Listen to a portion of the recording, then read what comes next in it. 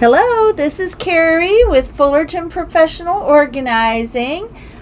Now, today's podcast, we're going to talk a little bit about faith and family-friendly organization, creating harmony at home.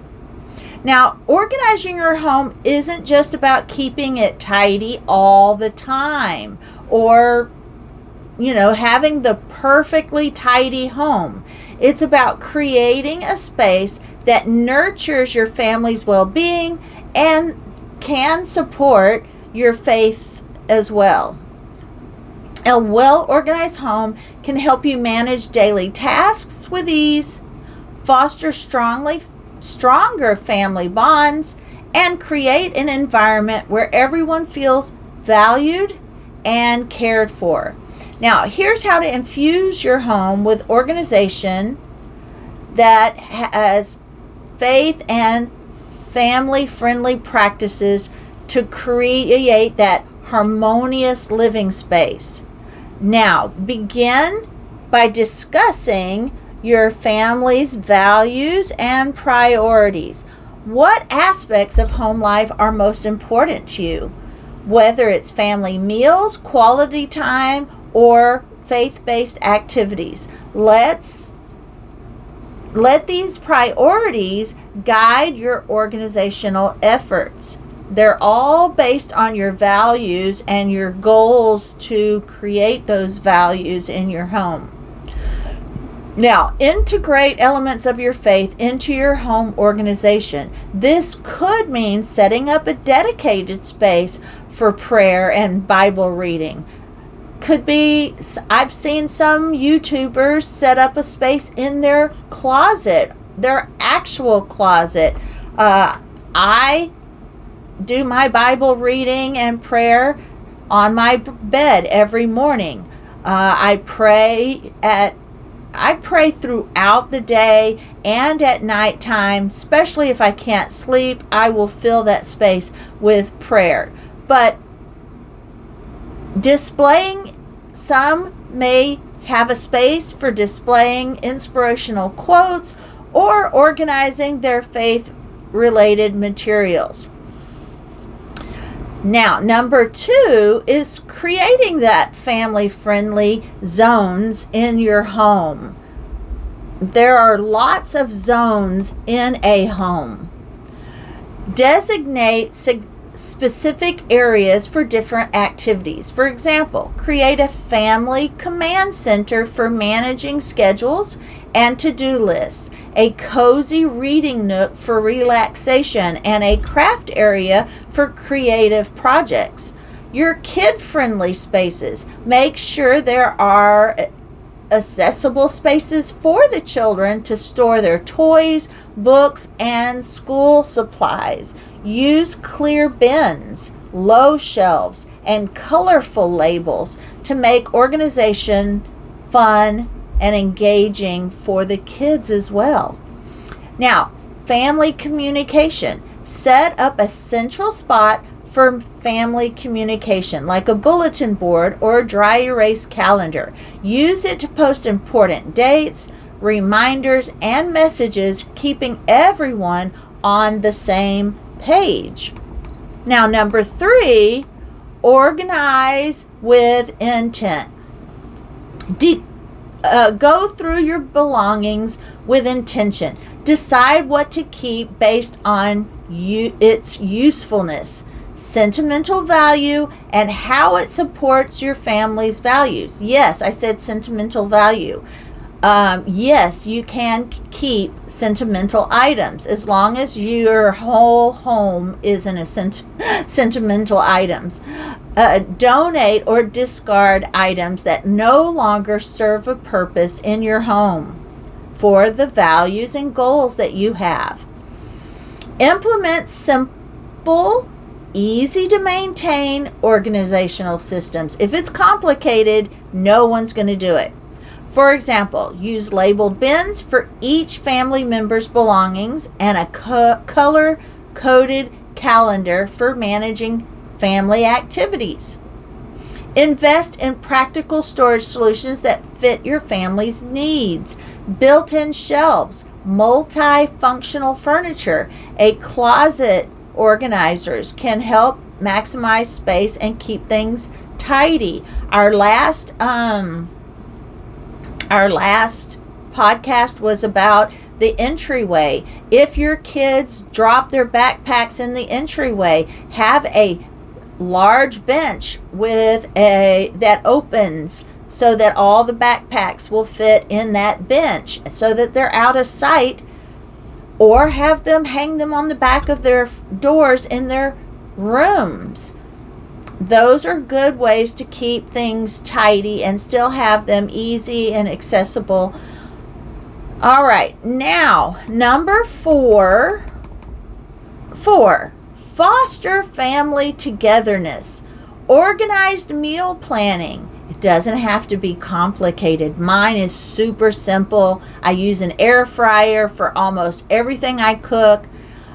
Create a meal planning system that works for your family. Use a meal planner or chalkboard to list weekly meals, grocery list, and family favorites. Involve everyone in the meal prep to make it a family activity. I have a calendar that I make the same type of meat dish on the exact same day. Now, chicken may be any way I want to make chicken, but chicken on Mondays. You see what I mean? Mondays is always chicken day. But you could have Monday be every other chicken, steak, chicken, steak, chicken, steak. It doesn't matter how you make the chicken. You can use different seasonings. You can use different cream sauces, but chicken. And I do that for the whole month with different foods on different days, but it's the same food, just different, if you know what I mean. Taco Tuesday can be tacos, chalupas, fajitas, nachos, and then Wednesdays I switch it up. Mexican casserole, Italian casserole. Sometimes we'll have Mexican casserole 2 Wednesdays in a row. It just depends on what we're in the mood for, because I'm going to make a enchilada casserole for Wednesdays, and it's going to be cut up into the portion size for my family and frozen, so that enchilada casserole and that lasagna, they're going to be rotated, and I'm going to get several meals out of those casseroles, and it's rotated. Okay, I can do a whole nother meal planning video, but for now, those are the things that I do, so I don't have to create a new meal plan every week. They just know what about it's gonna, they kind of know what it is by the month and by the week and by the day. And let's see here. So list the weekly meals or monthly meals, grocery lists, and family favorites. If I'm cooking the same meats every week, then I'm buying the same meats every week, and I just buy different seasonings, different cream sauces to freshen those up, different vegetables as side dishes, etc. So they always know what's coming, more or less. Shared responsibilities. Assign age-appropriate chores and responsibilities to each family member. Use a chore chart or task board to keep track of who is responsible for what, encouraging teamwork and accountability. Again, this can be a monthly chore list that changes every other month or every other week. It can be just like the meal plan. Susie does this every Monday Or Susie and Johnny take turns doing this every other Monday. It's the same chores. It just is they take turns every other week doing that chore. The chore never changes, but the child might. So you can make these charts simple. If they're too complicated, it's not going to work. And if they get too bored, it's not going to work. Okay? Family rituals. Establish family rituals or routines that bring everyone together, such as the weekly game night, family devotions, or a Sunday afternoon walk, or Sunday breakfast, Sunday and Saturday morning breakfast. These routines create opportunities for connection and shared experiences. And when I say Saturday and Sunday morning cooked breakfasts is what I mean. I grew up eating cereal every morning, and maybe you have cooked breakfasts every morning. Okay? So make it fit your family and your family's goals and values. 5, maintain a faith-focused environment. Pray and reflection space. Set up a designated area for prayer and Bible reading. Even if not every single person gravitates to it, which you hope your family will all gravitate to it, either do it all as a family or allow that space to draw them in for prayer and reading their Bible with post-it notes for reflection. This space should be peaceful and free from distractions, providing a quiet retreat for their spiritual rituals, their prayer and Bible reading. Decorate with faith-based items that inspire and uplift. Consider incorporating scripture verses and art and faith into your home's decor. Encourage a culture of gratitude and by keeping a family gratitude journal or gratitude board. Take time to reflect on and discuss the things you're thankful for. Maybe this is done around the table at dinner time or once a week at dinner time, fostering a positive and appreciative atmosphere. Now, number 6, stay organized together. Schedule regular family meetings to review and adjust organizational systems. Now, it does not have to be a long, tedious, drawn-out meeting. It could just be what's working, what's not working, yay, high five, let's do this, and motivation. It can be really, really quick. Discuss what's working, what needs improvement, and any new needs that have arisen.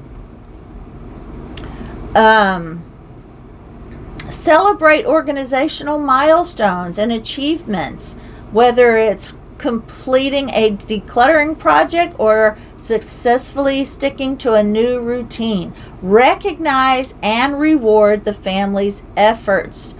Don't forget to praise your family for even the smallest efforts, because even those smallest efforts, if they're praised, they will grow into bigger efforts. If they're criticized and, oh my goodness, complain, even when you compliment them, it's going to sound like a backhanded compliment. So be genuine. Now, maintain organization by establishing routines for daily and weekly tasks. Encourage your family members to keep their spaces tidy and participate in regular cleanup efforts.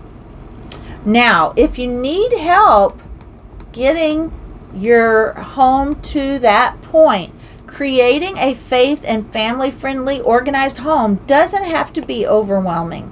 With a little planning and intention, you can foster a harmonious living space that supports your family's values and strengths, that strengthens your bond. If you're ready to transform your home into a sanctuary of order and love, contact me, Fullerton's Professional Organizing, for expert guidance and personalized solutions to make your vision a reality. Empower your family with organization that reflects, and I said again, empower your family with organization that reflects your faith and values. Let Fullerton's Professional Organizing help you create a home where harmony and togetherness thrive.